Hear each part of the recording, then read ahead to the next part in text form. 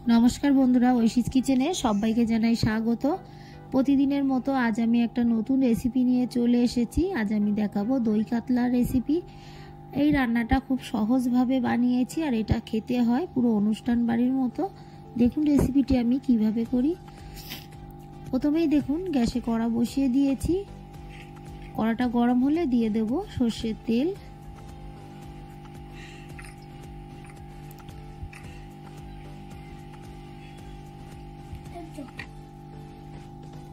তেলটাকে দিয়ে ভালো করে গরম করে নিয়ে আগে থেকে লবণ গোলমরিচ মাখানো কাতলা মাছগুলো দিয়ে দেব। কাতলা মাছে আমি লবণ আর গোলমরিচ মাখিয়ে রেখেছিলাম। কিছুক্ষণ রেখে একটু আগে মাছগুলোকে আমি উল্টে দিয়েছিলাম অফ ক্যামেরায়। তারপর দেখুন আমি আবারও মাছগুলোকে উল্টে পাল্টে দিচ্ছি। কাতলা মাছ খুব কড়া করে ভাজবো না, একটু ভাজা হয়ে গেলেই মাছগুলোকে নামিয়ে নেব।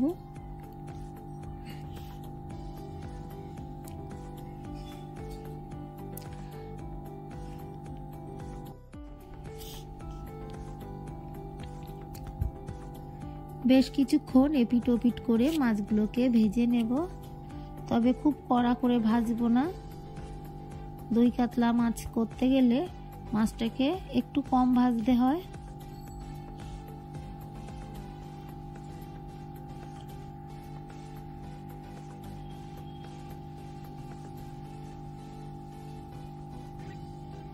মাছগুলো ভাজা হয়ে গেছে, মাছগুলো তুলে নেব। মাছগুলো তুলে নিয়েছি, এই তেলের মধ্যে বাকি মাছগুলো দিয়ে দেব।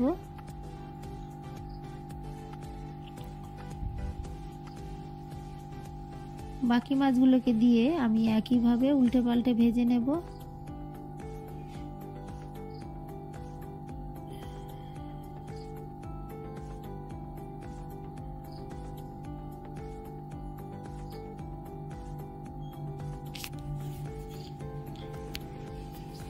এই মাছগুলোকে ভালো করে ভেজে তুলে নিয়ে তারপর এই তেলের মধ্যে দিয়ে দিলাম গোটা গরম মশলা। এখানে এলাচ দালচিনি লবঙ্গ আছে। ফোড়নটা ভাজা হয়ে গেলে দিয়ে দিলাম পেঁয়াজ আদা রসুন কাঁচা লঙ্কা বাটা। আমি মিক্সিতে একসঙ্গে সবগুলো পেস্ট করে নিয়েছি। পেঁয়াজ আদা রসুনের কাঁচা গন্ধ যাওয়া পর্যন্ত আমি ভালো করে নেড়ে মশলাটাকে কষিয়ে নেব। দিয়ে দিলাম একটু লবণ, দিয়ে দেব ধনে গুঁড়ো, হাফ টিস্পুন মতো ধনে গুঁড়ো আমি দিয়ে দিলাম। দিয়ে ভালো করে এই মশলাগুলোকে কষিয়ে নেব। যতক্ষণ মশলা দিয়ে তেল না বেরোয় ততক্ষণ আমি নাড়তে থাকবো। দিয়ে দেব গোলমরিচ গুঁড়ো। এই রান্নাটাই এই গোলমরিচ আর এই কাঁচা লঙ্কা ঝালই হবে। এই রান্নায় কিন্তু লাল লঙ্কার গুঁড়ো ব্যবহার করব না, তাই আপনারা যেমন ঝাল খান সেই মতোই কাঁচা লঙ্কাটা দেবেন আর গোলমরিচ গুঁড়ো দেবেন। দেখুন মশলা দিয়ে তেল বেরোচ্ছে, এই সময় আমি দিয়ে দেব আগে থেকে ফেটিয়ে রাখা টক দই আর আছে 4-5টা কাজু আমি মিক্সিতে পেস্ট করে নিয়েছি।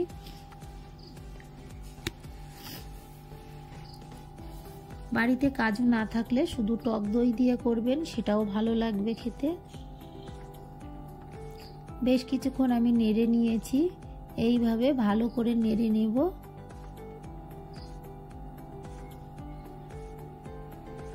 যতক্ষণ না তেল বেরোয় ততক্ষণ আমি এইভাবে নাড়তে থাকবো। প্রথমেই যখন আমি টক দইটা দিয়েছিলাম গ্যাসের ফ্লেমটাকে লো করে রেখেছিলাম। বেশ কিছুক্ষণ নেড়ে তারপর দেখুন এখন হাই করে দিয়ে নাড়ছি, তাহলে টক দইটা ফেটে যাবে না।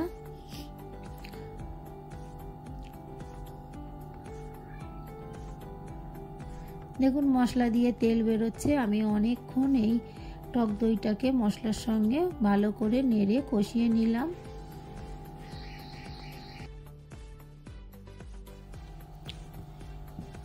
খুব ভালো করে আমি কষে নিলাম মশলা দিয়ে। দেখুন তেল বেরোচ্ছে। এই সময় দিয়ে দেব মিক্সার জার ধোয়া জল। এর মধ্যে যেহেতু একটু কাজু বাদাম টক দই লেগেছিল তাই আমি মিক্সার জার ধুয়ে জল দিয়েছি আর তারপরে অল্প একটু জল দিয়েছিলাম। গ্রেভিটা ফুটে উঠলে ভেজে রাখা মাছগুলো দিয়ে দিলাম, দিয়ে ভালো করে নেড়ে আমি বেশ কিছুক্ষণ এইভাবে ফুটিয়ে নেব। আপনারা যতটা গ্রেভি রাখতে চান সেই মতোই জলটা দেবেন, তবে দই কাতলায় কিন্তু খুব বেশি গ্রেভি থাকে না, তাই সেই বুঝে জলটা দেবেন। দিয়ে দিলাম চিনি, যেহেতু টক দই দিয়েছি তাই একটু চিনি দিলে স্বাদটা ব্যালেন্স হয়। আপনাদের স্বাদ অনুযায়ী মিষ্টি দেবেন, যতটা খান সেই মতোই। দিয়ে ভালো করে মিশিয়ে নিয়ে আমি আরও একটু ফুটিয়ে নেব।